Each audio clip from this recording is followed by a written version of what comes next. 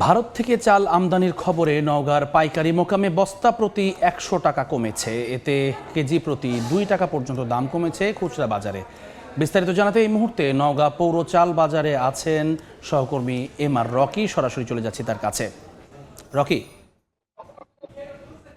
জুলাই মাসের প্রথম সপ্তাহে চালের বাড়তি দরের উত্তাপ শুরু হয় এবং এটা ধাপে ধাপে কিন্তু ৮ থেকে ১০ টাকা পর্যন্ত প্রতি কেজিতে বাড়ে এবং এই পর্যায়ে সরকার চাল আমদানির উপর জোর দিয়েছিল এবং সেই আমদানিকে ঘিরেই আগস্ট মাসের প্রথম সপ্তাহে যে সিদ্ধান্ত নেয় বেসরকারি পর্যায়ে ৫ লাখ মেট্রিক টন, সরকারি পর্যায়ে ৪ লাখ মেট্রিক টন চাল আমদানির একটা সিদ্ধান্ত ছিল।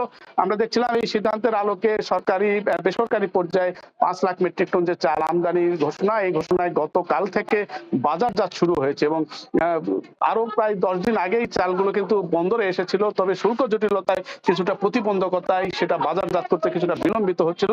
তবে গতকাল থেকে যেহেতু চাল বাজারে আসা শুরু হয়েছে, এর প্রভাবটা কিন্তু বাজারগুলোতে আমরা লক্ষ্য করছিলাম। বিশেষ করে পাইকারি এবং খুচরা বাজারে প্রতি কেজিতে ২ টাকা পর্যন্ত কিছুটা কম।